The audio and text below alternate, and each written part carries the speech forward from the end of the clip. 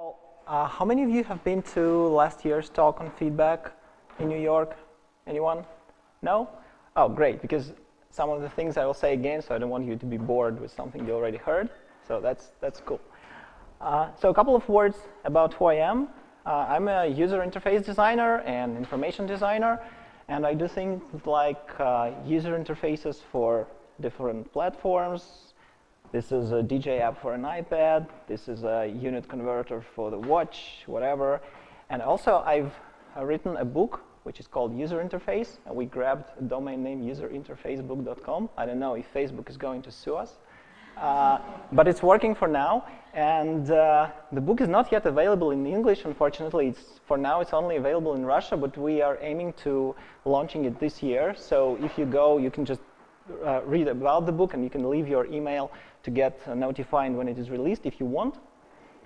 Or if some of you can read in Russian, then you can find the Russian version and just start reading it. And I also designed things like transit maps, and I also wrote my blogging engine, and I also have some JavaScript libraries on my website, ilyabirman.net, so a lot of stuff, and I'm not going to cover most of them today. I come from Chelyabinsk, Russia. It's a city located here. So this is Russia, and this is Moscow, and this is Chelyabinsk. So it's about 1,000 miles to the east from Moscow, and it's about 4 in the morning there right now, and I came just yesterday. So if I say something stupid or maybe think too slowly, you know the reason why, because it's really late night there. So what I want to talk about today is feedback in user interfaces. And another question too is, how many of you do user interface development? None? Okay, great. By the way, when Vasily asked about GitHub accounts, I had to raise my hand, and I forgot to do that, so I understand you. I also... Yeah, I have one. Anyway, so feedback is one of the very important topics in user interfaces, and unfortunately, it's something that many developers don't implement well enough, and that ruins everything. And that's something that you can do better, even if the designer that provides you with the layouts and whatever doesn't know much about it. You can just do a better product because you know these things. And I wanted to start with an example. Like when you, I don't know, maybe some of you have been in this situation where you come to your friend's place and you ring the bell, and you don't hear anything when you press the button, so you're not sure whether it worked or not. So you try again, and you still don't hear anything, and you think, well, maybe you should press it really firmly. So you press it for the third time, and you try really hard, and then your friend opens the door and asks you, why are you so impatient? And he's really irritated with that. What just happened is that when you pressed this button, you didn't get any feedback. You didn't know whether it worked or not, and that's why you had to press it again. And in user interfaces, when you press something, or when you scroll something, when you do any interaction, the only way for you to know whether it worked or not is to see what kind of feedback you get from the UI. And so, where is my water?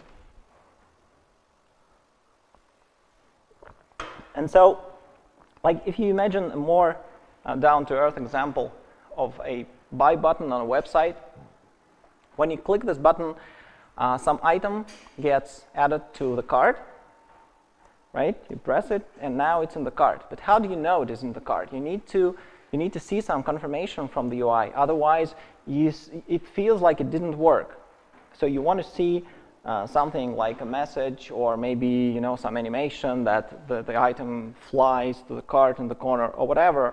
But you have to see something that confirms that it was added. And the interesting thing is that if it was added, like somewhere on the server, it was added to some database and now it is in the cart, but nothing has happened in the UI, in the world of the user, the item is not in the cart. They have no idea. But if it is displayed as if it is in the card, but it has not been added to the database for some reason, I don't know, you have a bug in your server code. In the world of user, it is in the card. They don't know that there is a bug in the database or somewhere. So what is displayed, what the feedback shows to the user is what is real in their eyes. That's what they think the reality is. So this is more important than what's happening in reality. This is an important point. We'll get back to it more. So when you see some feedback from the user interface, that's how you know it works. When you click something or when you do something and it does not react, you think it doesn't work. And there are very many examples of feedback in everything you do in any user interface, because otherwise you wouldn't think it's working. Like if you have a link on a web page and you put your mouse over it, it changes the color and it changes the cursor. Sometimes it doesn't change the color and it feels like it's not reacting. Maybe it's not working. You're not sure. But if it does change the color, it's more reassuring. And it will usually change the cursor to this finger. That's how it lets you know it will click. Or when you try to drag a file in a Finder, it will show this blue outline around the folder where you can put it. If you don't have rights to drop it there, it will not put this blue outline. Or when you drag it over some area where you cannot drop it, it will not draw this blue outline. This is just a small hint that helps you understand that you actually can drop it here. Another example of feedback. These black disks that get printed in the password field, some people think that they are there because you need to hide the password. But actually, to hide the password, you can just not show the password. And you obviously know that because sometimes, I guess, you have to work with a terminal, and the software which works in terminal doesn't print anything when you enter a password. And even though, as developers, you probably got used to it, it's not as reassuring as when you are entering a password in this dialog box. Because here, after each key press, you get feedback. You see that the next character was actually entered, and you can continue with entering the password. It feels much better. So when feedback says that it works, the next step you can do is to provide great feedback in your software, because that's how you make the user feel that the software works great. And we'll go through some points of how to do this. And also why, like, probably some of you may be thinking, but I'm not a designer, I'm a developer, so why are you talking about these design issues to me? The reason is that unlike things like icons or maybe fonts or some layouts, it's not something that you can just get from the designer and put somewhere. Feedback is something you have to implement in code. You have to work with some events. You must put some timers or whatever. You must make it work.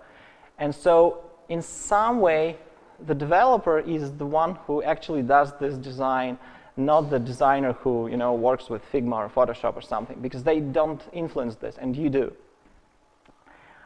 So because feedback is implemented in code, I think it's actually more important for the developers to know these things than for designers to know these things. And today I want to go through 5 qualities of great feedback. Probably you can find more, or maybe you can divide it in a different way. It's not some official theory. It's just 5 things that I find important. So first of all, you want your feedback to be instant. And this is a quote I got from John Gruber's Daring Fireball blog, but it's not his quote. He found it from somebody else. So the quote says, "I love fast software. That is, software is speedy both in function and interface. Software with minimal to no lag between wanting to activate or manipulate something and the thing happening." And there is some more text. I don't want to read it all. So this feeling that the user has from the software that instantly reacts to whatever they do is very, very valuable. makes a lot of difference between the bad software and good software, and sometimes people just don't even know what makes some software feel not very pleasant to use, but very often it's the speed. And the main thing that I want to communicate today is that the speed of your software is not the speed at which it works with data or communicates with the server. It actually, more important thing is the speed at which it reacts to the user, and it's the feedback. You can make it slow behind the scenes. It may do the work slowly, but it can react faster, and by that produce this feeling that this is really fast software. So sometimes providing instant feedback is obvious, like when you click this red button, the window disappears immediately, just that moment. And with modern hardware, it's not a big deal to hide the window immediately, and it will just work. But some procedures took a lot of time to complete, and you cannot just do it immediately. And again, we know what to do in this case. We can put a progress bar. This is one from Windows 95. I just found an animated GIF somewhere, and I like it. I don't want to put any modern progress bars because this is just so nice. So again, if you have a long job to do, you can put a progress bar, and you do that because you know that if you don't put the result immediately, the user will think that the thing is broken, so you need to react immediately, if not with the result of the operation, then with some information about the progress. Or you can do something more modern like this one from the iPhone. This is interesting though. Sometimes you have a thing that doesn't work. It doesn't work immediately, but it doesn't take a lot of time to complete, and it seems like too much attention to this to put a whole progress bar. If it takes about a second, sometimes you think, well, a second is not long enough, so I would just not put any feedback. What is this? This is a button that was in my post office in Chelyabinsk, which I showed you on the map. They have replaced it recently, but this was the first implementation of electronic queue. Before, you had to just stand in a queue, and then they put this button. It printed you a ticket with a number, and then some display showed you the number, and you can go. So you could sit to wait until it's your turn to go. Now they have a large color display, and this thing you also tap on some LCD screen, and it prints a beautiful ticket, but it was the first one. And the way it worked was you pressed this button, and then it printed the ticket. It was maybe 1 second between you pressed the button and it printed the ticket, but this 1 second was so long that nobody thought it actually pressed.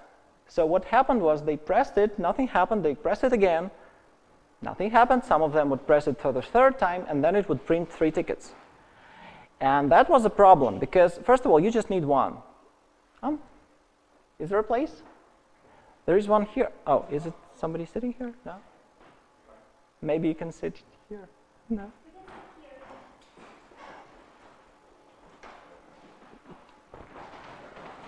Oh, I need to make, to say something. What? Okay, I call this thing a lecture, but I don't want you to feel like it's too formal. So if you want to interrupt me with a question, you can do it. Just let me finish the sentence and say whatever you want. So I call it a lecture and not just a talk, because for me the difference is that a talk is something on what's happening today, like about a new technology, a new idea on design. Maybe you're talking about a new product that you've just done. That's a talk. And a lecture is something you can say in 10 years, and it will be still current. Like, there are some examples that maybe will be obsolete in 10 years, but the ideas will be the same. So that's why I called it a lecture, nothing more. So if you want to interrupt me, please do, no problem. So back to this thing. When people wait for this 1 second, they think that it didn't work. They press again, then it prints 3 tickets. And they take just one, because you don't need more than one. And then there are a lot of these tickets on the floor, because they're not used. which is not nice, but there is a bigger problem, because when they announce number, I don't know, 127, and nobody has this number because it is on the floor, everyone has to wait for about 20 to 30 seconds before the operator announces the next number, because they don't know whether the person is just slow to come to this window or nobody has this ticket. So it makes everything slower, like every time, and dirtier. So what can we do about that? For some technical reason, this thing cannot print the ticket immediately, right? And we cannot just say to the engineer who made it to make it printed immediately somehow. It's not magic. It has to do its thing. But what we can change is we can provide some feedback so that the user understands that when we press it, it actually registered. Maybe it should produce some sound. I don't know. Maybe it will be too irritating to produce a sound. Maybe it should, I don't know, maybe this light changes. I've just noticed that there is some light here, actually, for the first time in my life. Maybe you should put this light somewhere so that you can see it. Maybe it should change from green to yellow when you press it. Something should happen so that you see that it reacted, and then you will know that it registered the press, and probably you will wait until it does something with it. So that's what you should do in your interfaces when you have this delay between the command and the result. Do something so that the user understands that the command was registered. So the first thing you should learn from this is that instead of spending time and mind resources into making something work faster, try to just provide the feedback first, and then maybe it doesn't matter if it takes a second. A second, it's not too long if you know that you have to wait. It's too long if you don't know that you have to wait. So if we get back to this example with the buy button, usually when you buy something online, it doesn't take more than a second to add to a cart if you have a normal internet connection. So you don't want a progress bar or something. But what you can do when the user presses this button is you can, put some words like this and then change it with the result. And just this change will make your application feel faster, just because it reacts immediately when you press the button. Another example from the past, this is Microsoft Word 6. So from 1993, computers were slow, but and it took a lot of time to launch this application. But they have these splash screens, and these splash screens actually had their role.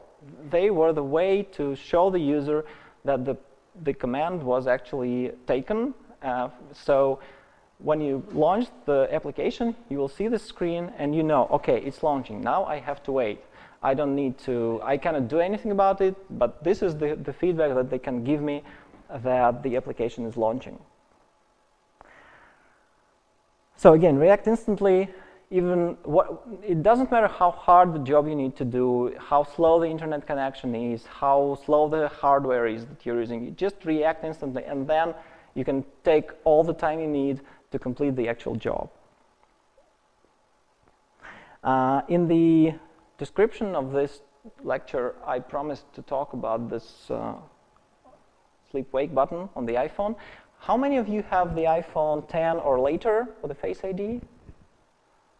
Okay, and how many of you had some previous iPhone before? Okay, when you switched, did you notice that the SleepWake button stopped reacting instantly? Before, when you pressed it, it would just hide everything on the screen immediately, and now it takes a little bit of time. Does it feel irritating? Yeah, you know why it is doing that?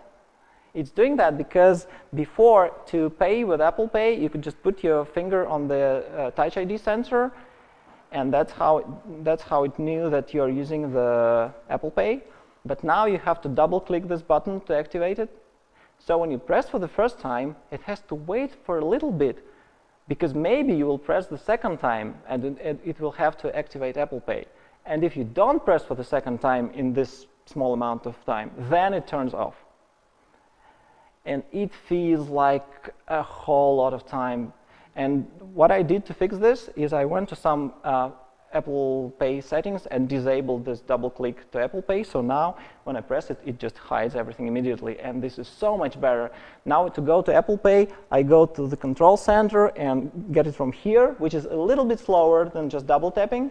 But I use Apple Pay maybe, I don't know, 10 times a day. But I turn the screen off 100 times a day. So it's much better like this. So I recommend every one of you turning off Apple Pay on double click, because your life will change. Your phone will be, again, reacting instantly to what you're doing, which is much, much better. Yeah, by the way, I cannot, what's that? Oh. No, I want, okay. I just want to show you, to tell you about Russia that if you go far away from Moscow, there's not a lot of roads, there's not a lot of civilization there, but Apple Pay works everywhere. You can go to any village, there will be some, I don't know, there will be no road, like really. But if you go to some shop where they have, I don't know, 10 things that they sell, they will accept Apple Pay. They don't know what it is, but if you try to pay with it, it works. That's how civilized Russia is.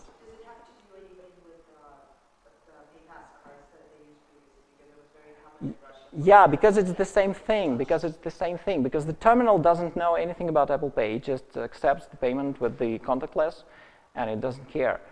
And it's interesting when you come to somewhere in Europe where they have contactless cards, but they don't have Apple Pay yet, and you pay with your Russian bank card, and they, oh no, it doesn't work here, and you pay and it works, and they're like, wow, how did you do that? Yeah, because I'm from Russia. There is one thing which works well there.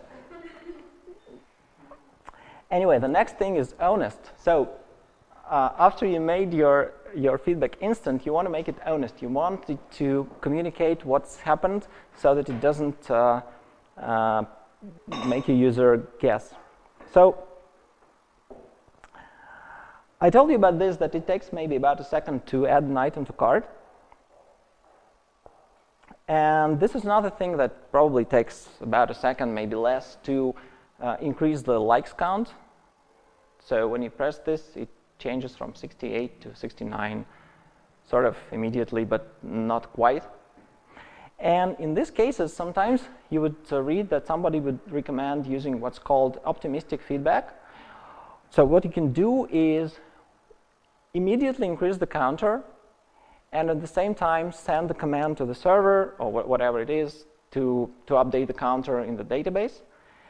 And you don't need to wait for the response from the server, because it doesn't matter. Like, even if the thing doesn't go through, okay, you just didn't count one like in reality, and the next time somebody opens this page, they see 72 because some other people have already pressed it, so it doesn't really matter. With this buy button, it's not that obvious, because if you press this button and it says added to cart, but in reality it was not, because it needs some time to go to the server, it may have some not good consequences, because if the user doesn't notice that and then they place their order and then they receive their order and they don't see some of the items they thought they've ordered, they will be disappointed. So be careful with this. And I want to tell you, I had slides for all this, actually. I have to tell you a story how we managed to do not a good job with this with our books. So the book I was talking about is going to be released with Bureau Gorbunov Publishing, is the company where I work, actually, and we also started to publish digital books a couple of years ago. And these are some of our books, and we sell them by subscription, which turned out to work very well. And the reason for that is that they're digital books with some interactive content, so it's actually a product that you need to be running some servers to make working. So that's why we sort of can take money for a subscription. And when you finish reading the book, and if you don't want to use it as a reference anymore, you want to unsubscribe, you can do this. And this is our interface for internal use, where we can end some subscriptions. It's in Russian, but never mind. So what happened once is that some of our subscribers write us a letter that they finished reading some book and they don't want access to it anymore, and they wanted them to be unsubscribed. And so some of our people went to this admin panel. They found the user in this list.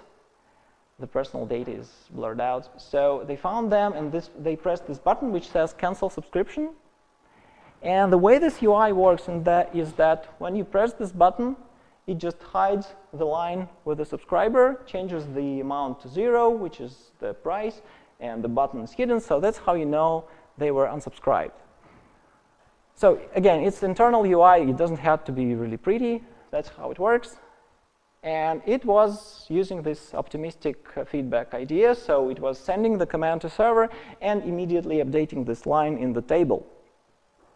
Turns out the person from the publishing who were canceling this subscription were on a train when they were doing this, and the internet was not really stable.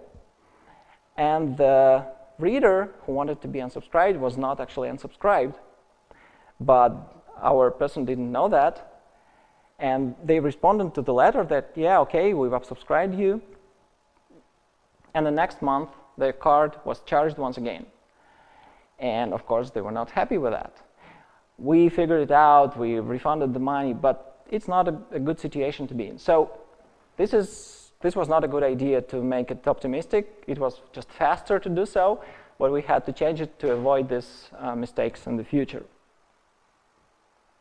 How many of you have used Trello? Okay, so they are a web application, and they try their best to feel like a native application, so they try to give you instant feedback whenever possible. And you can drag these cards around, and when you drag a card from one column to another, it doesn't show any progress indication, anything, it just appears immediately in another place. But it has to go to the server to actually do this change, and it doesn't show anything in the UI. And this is what makes it feel so fast. So this is a good idea.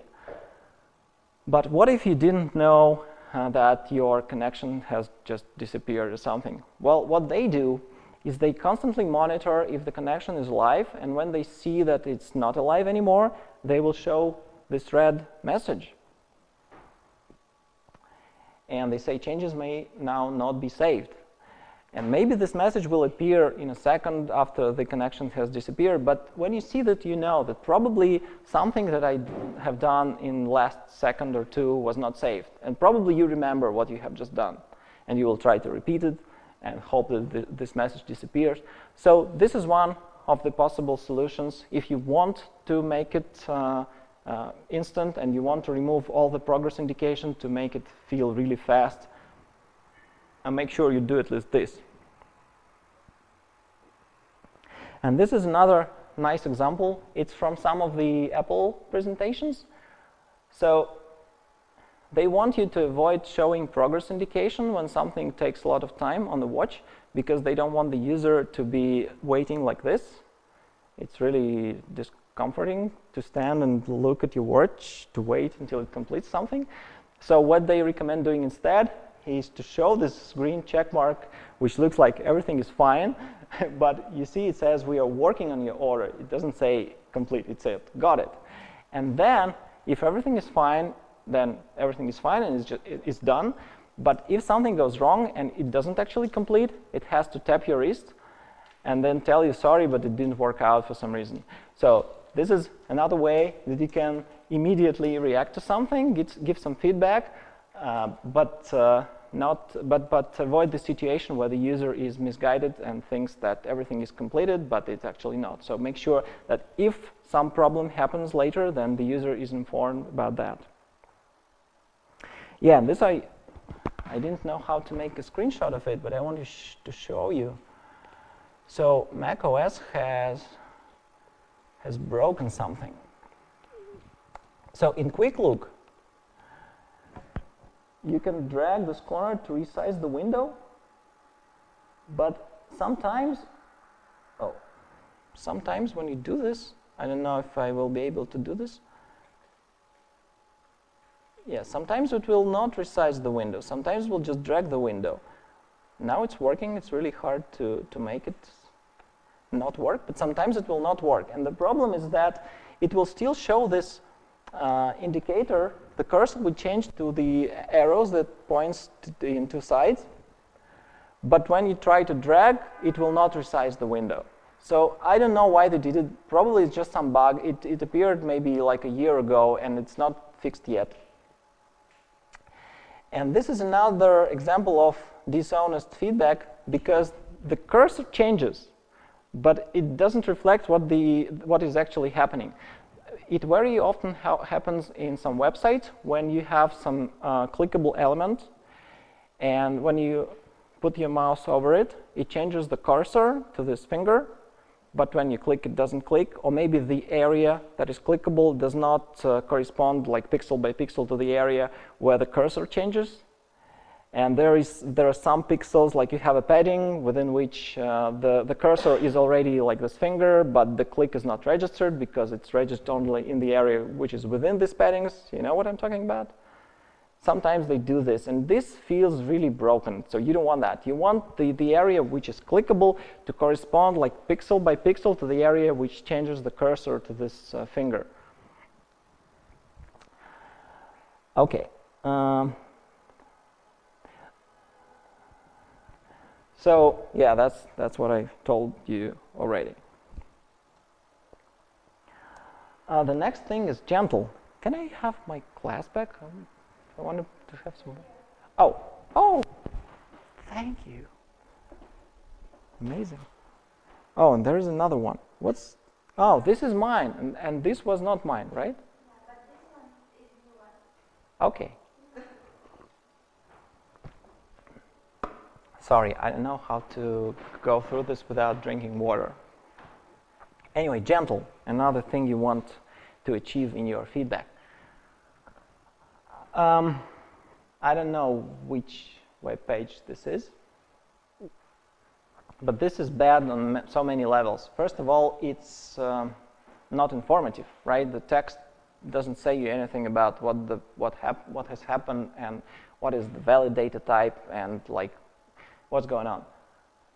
But we're now not talking about informativeness and error messages. Each of these can be its own lecture.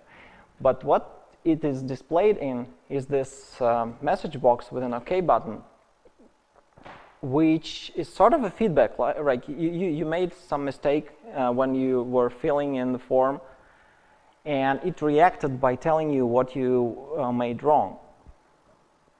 But this reaction is just too loud.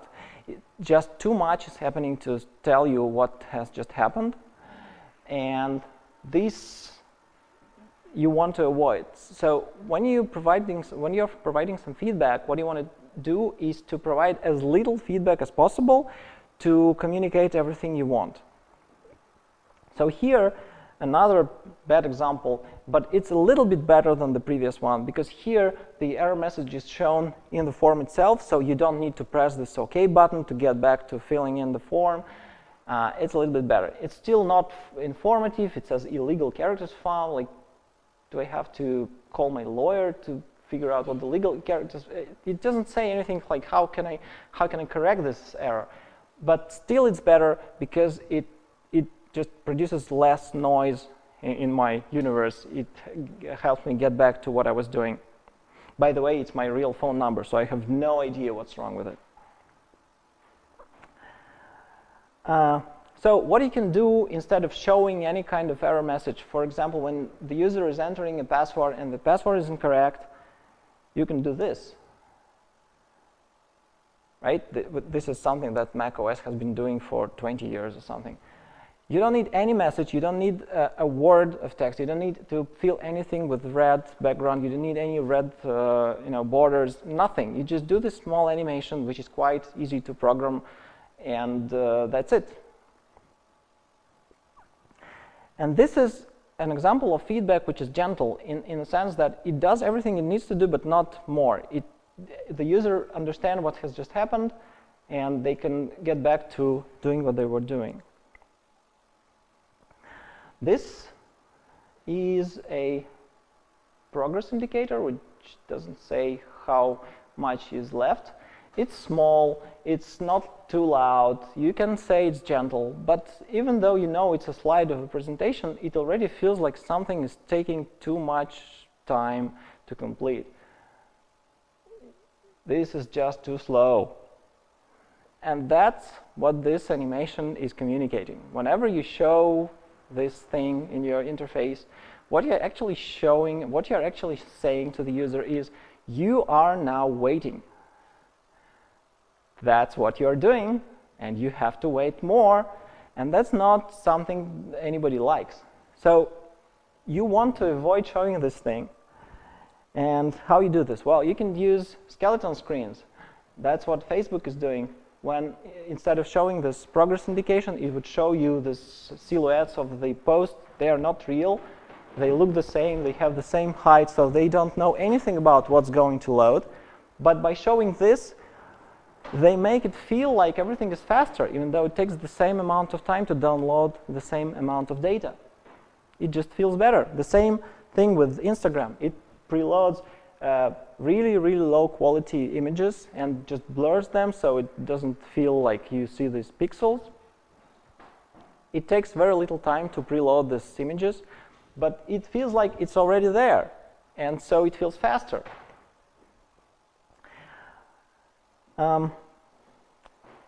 This is Google Docs saving your document. It doesn't show any progress indication, no animation at all, just the gray word saving. You don't even see it.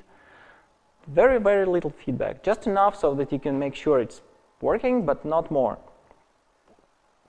And this is, how many of you have had the very first iPhone?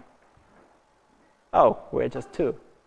Okay, well, there was this is a very important device to research because it was very, very slow, but it felt very, very fast. And nobody believed that with the hardware of the time you could achieve this speed.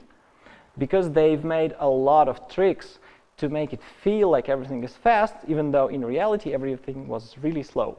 So when you tapped any icon on the home screen, what happened was, as you tapped it, the application launched immediately,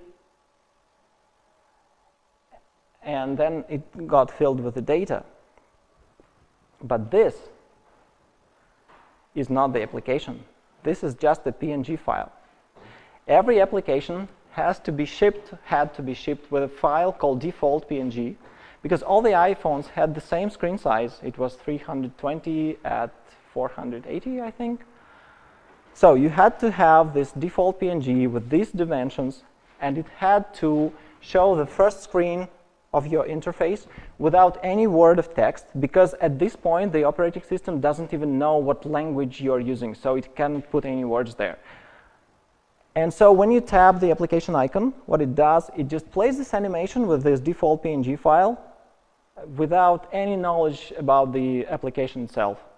And it was launching the application in the background. And when the application was ready, it just replaced this picture with the actual application. And it took the same amount of time that it would take if you press, put the spinner, but it felt very different. It felt like it really launched instantly. So, another thing, when you press the home button, it made a screenshot of what was on the screen and saved it somewhere, I don't know. And so when you got back to that application, when you press the home button, it took the screenshot and killed the application immediately, because it had not enough memory to store more than one application. But when you got back to this application, it played this animation again with the screenshot it had saved, because there was no application in memory, but it felt like the application just reappeared magically. And sometimes it would, like for example, if you relaunch your weather application, it would show the outdated information, and then it will get replaced with the new weather, like in a second or two. That's how you know it was cheating. And you cannot interact with any of those buttons or any elements that were on that screenshot. But that felt much faster than if they had to display any progress indication. So you can do all these tricks to attract less attention to the fact that the user has to wait by showing something that's almost what they were going to see, by showing some incomplete data but not nothing, This is much better than showing just progress indication. But sometimes progress indication can be more informative, so you still need to do this. This is just one trick. It's not like you have to use it every time. It's just something you have to keep in mind. Maybe it would be better. Okay. So now let's talk about continuous. And I'll have another.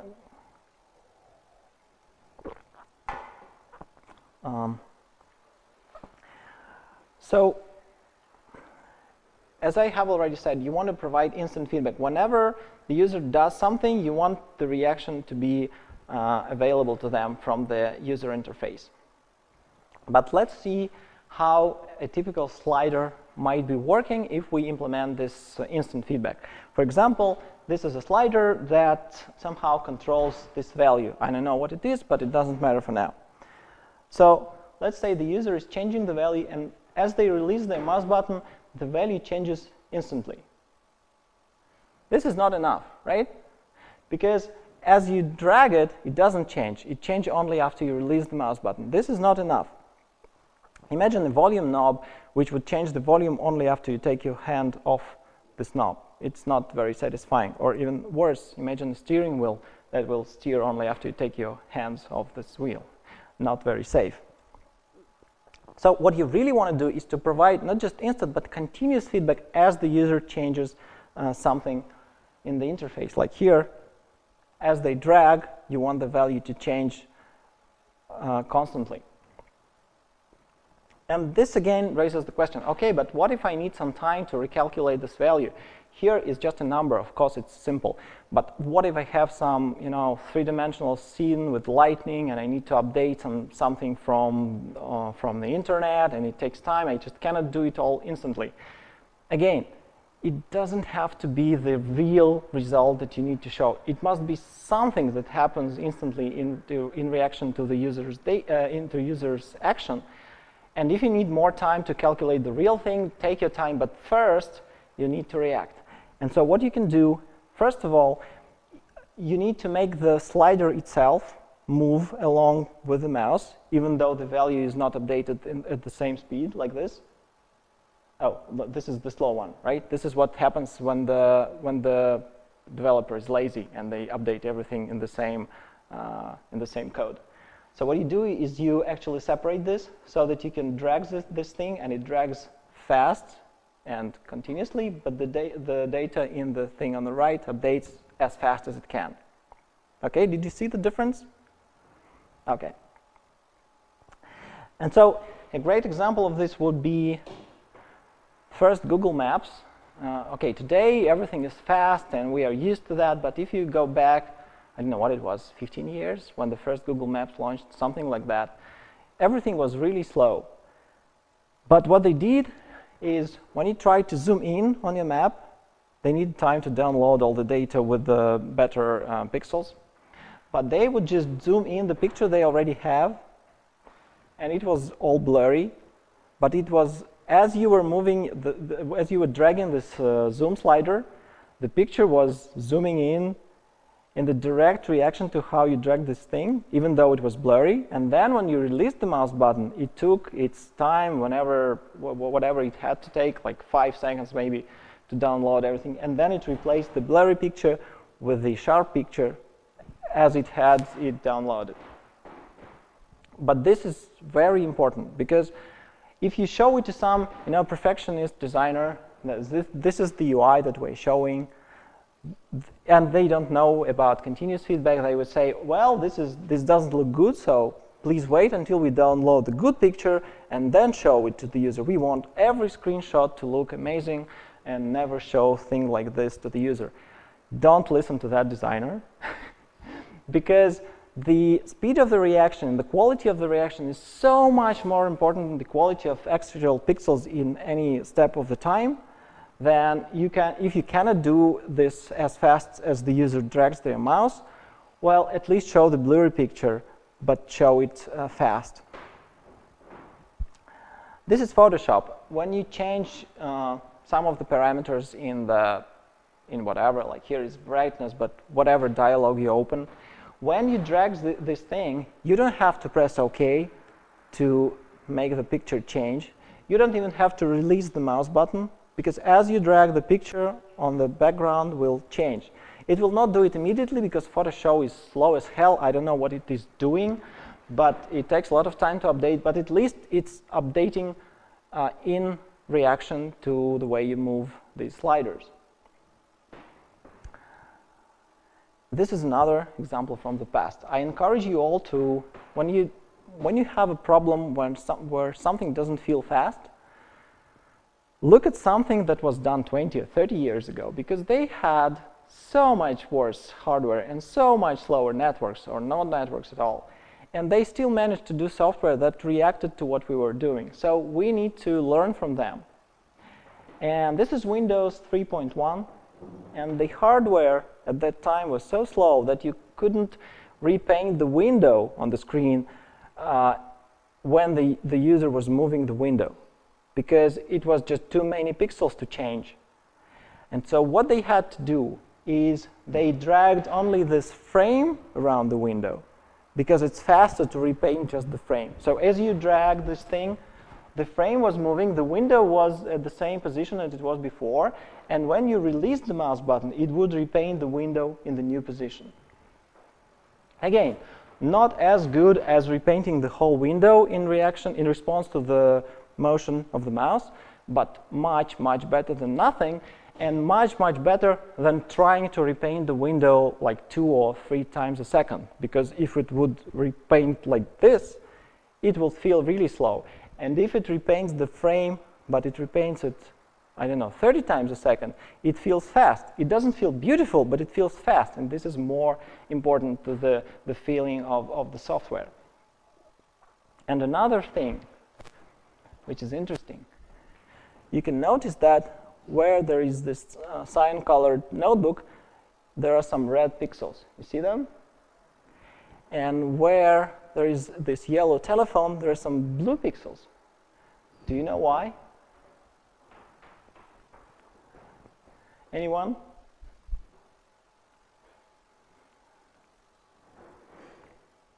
So, for some reason these pixels are inverted pixels that are on the background. But why? No guesses? So how do you implement this? How do you implement this frame that is moving along with the mouse? If you paint the frame, you're covering some pixels of real data, right? So you have to read these pixels from the video memory, store them somewhere. And when the frame moves somewhere else, you need to read those pixels from the memory and put them back to the screen, right? This takes time, and this takes memory. But if you just inverse the pixel, you don't need more memory, because you use the same pixel that is here already, so you use the same memory. So you can just inverse this pixel when the frame is here, and when it's moved, you inverse it once again, and so you get back the color that it was before. Zero memory usage for this thing. So that's what people had to invent to make interfaces fast and nice to use. Today we have so much more options, and sometimes we still end up with things that are slow. This is not acceptable. This is the first iPhone. Maybe, I don't know how many of you remember, but probably not too many. But when you try to scroll a web page, there was so little memory that it couldn't store the whole web page in the memory. So when you try to scroll it, it would just put this checkerboard pattern, because it doesn't have the pixels that are under the screen. And when you release your finger, then it would take a second or something to paint the rest of the web page. But when you drag this, it will still do this emptiness, it will show this, because it wants to react to the motion of your finger directly without any slowness, so that it feels like you're moving the thing on the screen, even though it doesn't have the real data. So you can not just show some approximate data or incomplete data, you can just show nothing. It's nothing, but it still feels better because this nothingness moves in the accordance with the motion of your finger, and it feels faster and it feels more responsive than if it would not do that. Okay, so when the user scrolls, drags, or slides, does any continuous motion, you want to provide at least fake feedback continuously. Invent something that you can update at the same speed as the user is moving and update it as fast as they are moving. And finally, authentic.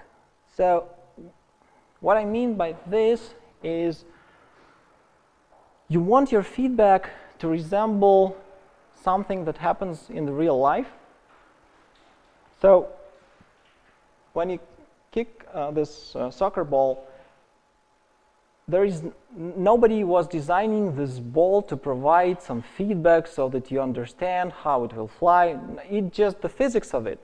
There is compressed air, there is a particular material from which it is made, and when you kick it, there is particular feeling that it makes to your feet and to your foot, and that's how you understand what's happening. And if you're a good player, probably by kicking this ball, you will understand if it was a good one and where it will fly. Or when you knock the door, nobody designs a door so that it provides feedback that you actually did knock this door. It's just the nature of the wood that it produces some sound that you can hear and understand that you actually did knock this door. So physical objects provide us some feedback because there are some laws of physics and they make some sounds and maybe some other effects in the reality that we understand. And this is some random video from YouTube where this woman is playing some DJ stuff with vinyl. I will play it for several seconds. Oh, there is also sound, but it doesn't matter. But she's doing some magic with scratching. I don't know much about this stuff, but what's interesting is that when you're doing, how many of you have tried DJing, like something? Okay, well, more than tried the first iPhone. Okay, so the magic of vinyl is that unlike all the digital stuff, what you're doing with vinyl is that you actually manipulate the physical record. So what you hear by moving this record on the needle is actually what's under needle right now. So if you want it, like if you want to beat match two tracks and one is a little bit slower than the other, you just need to turn this thing, you need to help it turn a little bit faster, and that's how you make the beat match. Or if it's too fast, you can touch it here gently and it will be rotating a little bit slower, and that's how you make the beats match. And this is magic because what you're doing, you're manipulating them directly, and when you do all this with compact disc players, you do it with buttons or some other control, and this is not as satisfying feeling because it's not as direct. Some people who prefer to drive manual transmission cars, they say they have more natural feeling of what's going on. I don't know, I don't care what's happening, just press the pedal and hope it goes. But for some people, it's more informative when they have the stick and they can shift gears. And this is the same. So when you have this real feedback, it makes everything you do more informative because you understand what's happening. So this is another example. I'm sorry, too much iPhone here, but they have invented so many things that we now take for granted, and one of them was scrolling. So again, maybe let me check if I can change sound to, now it says internal speakers. And what if I do this? Let's try, but if it doesn't work, it's not a big deal. No, it doesn't work. Oh, I have another idea. Sorry, I forgot to test for the sound before. But what if I do? I was just on 0 volume. So let's try again. So this is Steve Jobs presenting the first iPhone in 2007.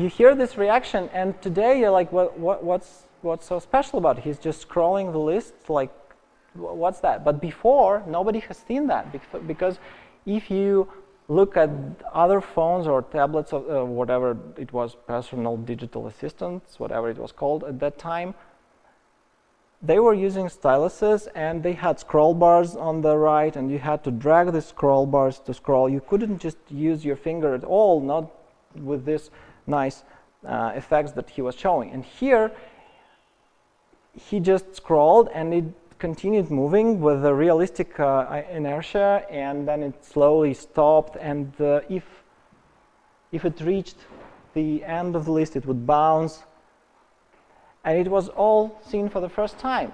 And that's what made people so excited, because it felt like it was a real thing. It was not feeling like you were giving the device a command to scroll something by one page. It felt like this thing lives inside the device and you just directly manipulating it. And this is a very important difference. Well, how do I... This is another thing from the first iPhone. It was one of the first games where you needed to put this ball in this hole, in this labyrinth. And you did this by tilting your phone, so like this. And again, it erased the difference between the real and virtual.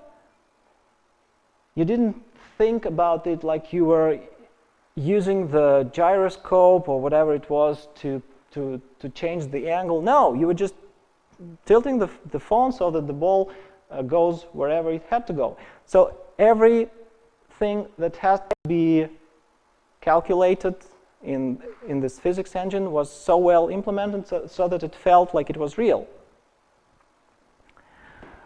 So after you solved all the previous problems, you made it instant, you made it gentle, you made it continuous, the next thing you want to do is to strive for physical realism, implement all the forces that are in the real world, apply them to your objects in the virtual world, the windows, the items in the list, the icons, whatever it is on the screen that is moving, and try to make it behave like real objects. And it will feel even better.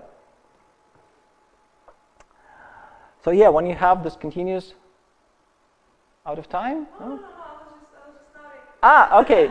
Because sometimes when somebody comes and stands next to you, it means like you have to finish. No, But I'm actually close to the end. And, we actually it's almost the end, so I think we can make a break when I finish this, and then we get back and maybe go through some questions if you have. Okay. So these were the 5 things that I wanted to tell you. Just to recap 3 ideas. So great feedback is how the user thinks that your thing works great. It's the main, because like if you close this thing and you don't see the screen and you don't hear the sound, there is no feedback, you have no idea whether it's even working. But of course, in reality, it can be doing all the same. But when the user doesn't see or hear anything, they don't get the feedback, they don't know. So for them, it's the same as if it was not working. These are 5 qualities of great feedback that I encourage you all to think about. And never forget that fake data is your friend. Whenever you can show something, even if it's not real, but to make it fast and continuous, try to come up with something and show it as fast as you can. And also, it's important how you build the communication between the designer and the developer. So in many teams, it works like this. The designer does the design, whatever it is, maybe some pictures, and then they give it to the developer. And this is the worst thing you can do, because the developer has no idea how the designer was thinking, and the designer has no idea what will be hard to implement, what will be not good when you see it in action. And so this will not produce a good result. What you want is constant interaction. So what you want is the designer to show you their design as early as possible, to share the idea of how it will work, and you should provide your feedback, like to understand, so that the designer understands how it will be implemented, what can be the bottlenecks, what can be slow, what can be, I don't know, buggy for some reason, what can be different in different browsers for some reason, whatever there is that designer might not know. And maybe the designer will come up with a different design, or maybe the designer would say, okay, let's try to build some prototypes so that I can click it and maybe have a better idea of how we can do this. Because if you don't have this, you will never come up with an idea as this idea with you know, default PNG, which is just launching. Because if you don't know how hard it is to implement this animation, you have no idea how to invent a different way to do it. Or with this frame of window which is moving when the window is not moving. It had to be the designer who knew what the problems with the development is, and the developer who understood why it is important to provide continuous feedback, and together they could come up with something like this. And that's it. And yeah.